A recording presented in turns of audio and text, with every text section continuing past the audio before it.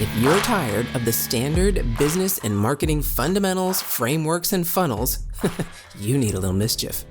Get ready to turn up the volume on the CEO Mischief Maker podcast, where you access conversations with seasoned business owners who have smashed through mindset barriers, innovated the standard boring business and marketing playbooks, and executed future-paced strategies with bleeding-edge tools and tactics to micro-fail their way into massive success and growth.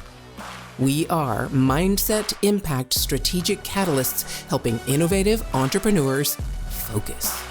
We are CEO Mischief Makers. Ready to make a little mischief?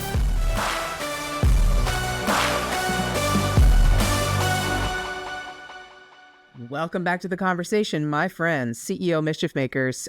Brian Wallace is here with me, and I swear, if you have not listened to the first two episodes of this conversation, you need to go back and listen to them, because we are going to, the gold has been dropped all along the way for you to just pick up and run with. Now we're going to get we're going to have so much information shared with you. I don't know yet because we haven't talked about this, but I know based on where the conversation has been that you need to listen. Okay. So tighten up those headsets or those earbuds or whatever, and have something ready to write with, because we're going to dive in. So first off, Brian, here we go. You ready? Let's go. All right. So the first two episodes, we talked about mindset. Then we talked about a lot about innovation. And I love the way you unpacked innovation and how you are looking to that gauntlet, those three parts of the gauntlet. And I need you to remind us of those three things first. And then secondly, you used a word, renowned. And I would love for you to dive deeper into that word. So first, the three gauntlet, then we go into renowned. Okay. So similar to the Innovate Summit that we just had, and I think I even said some of these things from the stage, there's a lot going on. Pretty sure I said these things out loud. So the first thing is I want people to actually be good people that are caring, that are mindful of others and all of that, where you're not getting past the other pieces of the gauntlet and you're just stopped at the door, or you're just gonna hit the moat at the castle and that's as far as you go. We're not putting the drawbridge down for sociopaths and people who are just looking for the wrong thing and looking to just take advantage of others. It doesn't work. Next is generosity in a good network. Now, a good network does not mean more social media followers and LinkedIn connections than the other. It means that they are really good connectors and they know the art of conversation, how to talk to people. And they're not shy of that. They don't believe in a scarce world. They believe in a big, abundant world, regardless of their spirituality, religiosity, wheel, because that's not what we're talking about. Sure. Then I also want them to actually be good at stuff, because if they don't even know what they want to do, how am I supposed to figure it out? I can help them, I suppose, but they might be on the way, and we're always learning. But I think people need to carefully define some areas of specificity. I can get into a whole weird thing here if you want. Go. We can save that for later. Sure. I love weird. So, go for it. All right. So I think I am of the opinion that a lot of people think that they're good at X, they're good at technology, they're good at climbing telephone poles, they're good at soccer, they're good at whatever their expertise is, or I don't know, they're carpenters, whatever, vocational, they fix air conditioning, ton out sometimes. Yeah, sure. And then they're creative and their passion projects over here. And never the twain shall meet. But why? Who told you that? Who forced you to do that? Grade school? Some teacher telling you no? I believe that humanity has the ability to synthesize a superset of skills and make things that are new and innovative, which I think we've talked about a couple times here. Does the Innovate Council give us like a quarter every time we say it? I don't even know. There you go. So there's your three. Yeah. So that's your 3-step gauntlet and your superset bonus. Okay. The other part that you said was renowned. All right. Yes. So as alluded to on the previous podcast, I believe that the word influence has been ruined by the negative priming of the word influence, which is influencer. The people who used to buy the blue check marks on all the social networks on the black market. Craziness. For what? For fame? To rip you off on some course that you don't need? Okay, good luck with that. So people cannot disassociate this already ruined word. I feel like it's a little bit scorched earth, which is why, even though like in our business, I say that we make the world's ideas simple, visual, and influential, I worry about that because we need to embrace at least a new paradigm and maybe a new word. So I don't have a date on it yet. It's still in development because it just hasn't been the age and stage, and there's been a lot of other stuff going on personally and professionally in my life. So it hasn't been the season yet to launch it, but we're going to talk about it right now. So the word is renown, because renown could be a person who is still of respect, that you want to meet, that is interesting, that is generous, that has this connection and is good at stuff to help you in life. And I think that some people think that being a public speaker, being an extrovert, I don't think you even have to be an extrovert. You can be an introvert, you can be an ambivert, which means both. Yeah. You don't have to be like this salesy party guy that's all loud at parties or something. You can just be like a mild-mannered person. It doesn't matter. I think it's something that maybe some people are born with innate talent, but it's something that you can model after and reverse engineer. And I want to help show people the way, which we are embodying and typifying in the way that we were running the first conference, and hopefully one of many to come, as well as what I believe the book and all related material will entail. Oh, yes, we'll support. Yeah. I love that, because you could just basically change that. You use the word influence. I think you said influencing in your tagline, and you can just change it to renown.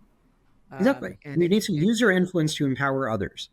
And that's the thing. People don't understand that power isn't being the loud person with the microphone. Yeah. It's giving other people stage and the floor. Why would you not? And here's the difference between what I used to do, which was exactly what you were talking about. It was the technical things, right? I would build chatbots. I would, do things with AI. I would do things with conversational design. Basically, the purpose was, at least from my client's perspective, when I had this agency, which I just shut down at the beginning of the year, the purpose was to persuade people to buy their stuff. And so we're talking about lead generation tactics, lead generation. Well, I've switched that because my whole goal during that whole time was conversational design, designing conversations to allow the potential buyer to take their own adventure with your products and services and your business and your brand and your renowned status, to take their own adventure with that. That's, to me, conversations. That's what we're all about. Rabbit hole? Can I give you a rabbit hole on this? Go, let's go. There's something to examine. So everybody thinks that humanity and they themselves have all these strongly held opinions that they march around online and their posture a certain way and they like this and they support that, whatever. But a lot of reality of the human mind is that it is not as sophisticated as you might think. And all these so-called strongly held opinions are weakly held that can be uprooted by other thoughts and paradigms that they haven't considered yet. So you could actually, it's not mind control. We're not joining a cult. So, all you cultists to be, please don't take any notes here. Yeah, just chill. Like, we'll just calm down. This ain't for you. This is just like good humanity. Please stand up. So you can actually give people better ideas that they never considered. Think about and it's crazy. Like the stuff people believe and how it got there is wild. Permit me a little bit more tangent, and then we can jump into more of the nuts and bolts. But this is important. It's important to understand the mental model to get to the end of it. Yep. So have you ever read or heard about the story of how breakfast became a thing? Breakfast cereal. No. Have you ever heard? Yes, breakfast cereal I have, yes. Cereal. Yeah. Breakfast cereal invented the category of breakfast to sell cereal. Yeah. There is a commonly held phrase or knowledge in the world that breakfast is the most important meal of the day. And then you say, interesting, where did it come from? I think I heard my parents, or I saw something about scientists with lab coats. Pretty sure they were actors. It was invented by cereal companies in the 1930s. Okay? We're closing in on 100 years ago, people. What are we talking about? So you're influenced of an entire category of food because people just eat leftovers or steak or whatever. Yes. And they invented it because they were bad at selling cereal, and they started sugarcoating it and making a bunch of weird claims that I'm not going to get into, but do your own research on that. Trust me, it is a weird rabbit hole. I'm going to leave it at that. All this to say that you actually can influence people for good by helping them along that way. Thank you for bringing that up, because I'm also going to go into another thing. My degree is from UC Berkeley, was in nutrition and food science at Oh, the wow. height of the food pyramid being high carb, low fat, low protein. So Hmm. it wasn't just that cereal is the most important meal, or breakfast is the most important meal of the day. Right. It was the whole that then that went into the next one. They're like, oh, that worked. Let's go to the next one and say, this is really what's healthy for you, and fat is really bad. So yeah, you don't want me to go down that rabbit hole. But I No. get it. And so what I meant Yep. when I said influence or when I said persuade, I Mm, wasn't meaning persuasion in the fact that we can share new ideas. I was meaning right. persuasion in the fact that I want you to do what I want you to do, which is pay me more money for Right. whatever I think you need to buy. Yeah. That's, excuse me, bass backwards. Most Sure people, is. especially Mhm. especially in today's internet, I could cite all kinds of statistics. B2B sales, at least 72% of B2B sales, the person purchasing wants a representative free buying process. In other words, they don't want to talk to your salesperson. They want to do their own Right. research. They want to find out what they like, and then they decide and call you up and say, I want your thing. No, I don't need you to persuade me and tell me all this big sales pitch. I already know it Right. because I already did my research. So that Right. kind of persuasion, that's the difference between lead generation and a new term that I don't know if you've heard yet. I'm sure you have: demand generation. You put your, and this brings us right to what you do: Mhm. storytelling.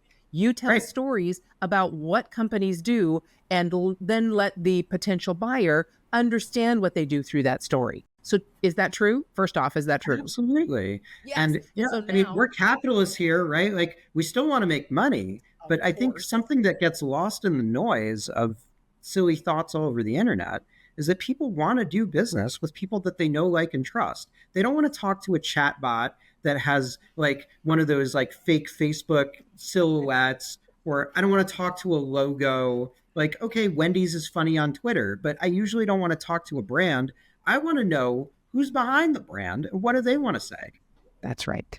That's right. So, and I can go into all kinds of ways that I'm doing and helping people with this, because to me, exactly what you just said, we don't build relationships with the brand. We build relationships with humans. So Correct. who are you? And the more you tell that story, not just you personally, we don't need to know all the details of, your dog died yesterday. I mean, obviously I'm going to say, oh, I'm so sorry. Well, I But mean, it's okay to we're, say that, but you don't of have to course, say that. You can that's right. overshare too. Right. That's right. That's right. So, in that situation, how do you tell? Let's get into the details of it. How do you help people tell those kinds of stories so that they can build what are know, like, and trust, so that the customer can make their own decisions? So there's two things I want to say here. I challenge people and I say, if you can't be the best call of that person's day, maybe you haven't really kind of gotten the point. So something like one of my superpowers in the world is to have like an uncanny amount of ability to gain more intimacy, platonic, not like that, intimacy and trust quickly, because I'm not asking about how the weather is. You can look outside, you can see if it's sunny or raining or whatever. You don't need me to be the weatherman. I mean, I grew up in the suburbs of New York where I think we're trained uh, our accent to sound like the weatherman. But go watch the Weather Channel, go watch ESPN. You don't need me for the sports updates. If you want to talk about politics, I don't know. That's a great way to get divisive sometimes. I think we should be able to have a free exchange of ideas, and that's part of what's wrong with the world. But like, if what if instead of like these surface, nonsensical, plastic, smiley, pseudo things that like we just think that the object is to wait for the pause in the other person's conversation to just shove some sales thing down their throat? What if we actually could get to know people a little bit better? That it's almost to the extent that they had a great time, that they learned a lot, that they saw that you're good at stuff, and you like somehow strung through three conversations worth of conversation in the first conversation. And then what if, before you even had the conversation with the person, what if your content, what if you're a public persona on all your socials and your blogs and wherever you show up in podcasts, got a little bit of who you are? Like, everybody listening, does everybody listening have to sit down with me after this whole three-part conversation No, they do not, because who I am and how I think spills out into, even if your structure wasn't as good as it was, I would still find a way to kind of fit it in because I don't read from cue cards. It's just not in my nature. I think it holds people back. People think that they need it and they don't.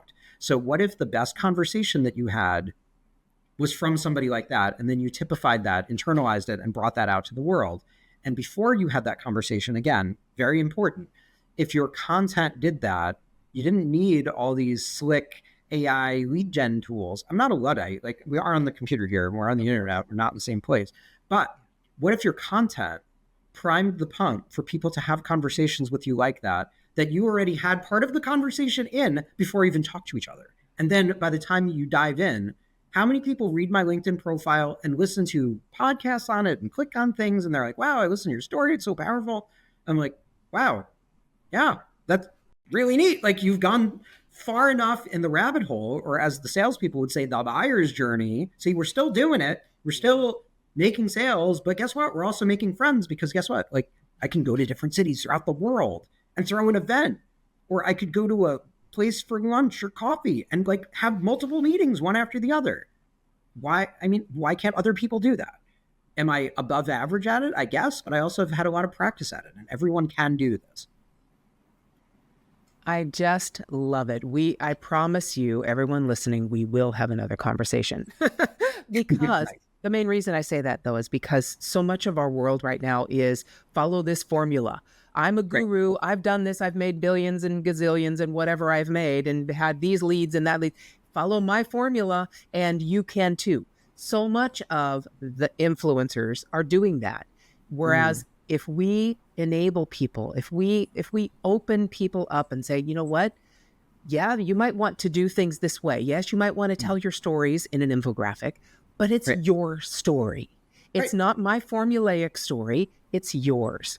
And so what would you say to those people who are used to going and following some guru's formula or framework or recipe or blueprint or whatever, so that they can actually bring themselves out in their storytelling? It's a simple exercise. So I'm going to give, if you ever see me on stage, pretend you didn't watch this part or listen to it. So very often, and I honestly do not remember where I saw this from. I did not invent it. I tell everybody there's a bit of a social experiment where we're going to actually move our body a little bit and get into the mindset of what we're about to talk about. And then I'm standing, whatever, in front of a crowd of people, and I challenge everybody to raise their hand as high as they can. And then you have everybody that goes like this. For those of you who are not watching this in a video, I'm holding my hand up around to where my head is. And then I say, now raise it higher. And everybody has like another 6 inches. Some people go wild and they stand on a chair, and then I make a joke about not falling off a stage, and I don't know that we have that hazard insurance or whatever. And it is because everybody thinks that they need the okay from a blueprint and a formula and some guru and a piece of paper and a certificate and permission from the world for greatness. You do not need that with any external validation. And if you do, you can go with the, non-regional dialect at Metro New Yorker to say that you have permission for greatness. There you go. Okay, hold on. If your mindset was shifted, you were inspired to innovate, and you were spurred into action, don't just move on with your day. Focus, my friend, and take a few minutes to visit CEOmischiefmaker.com to learn more about the value that was shared with you today. Please act now and create some CEO mischief of your own.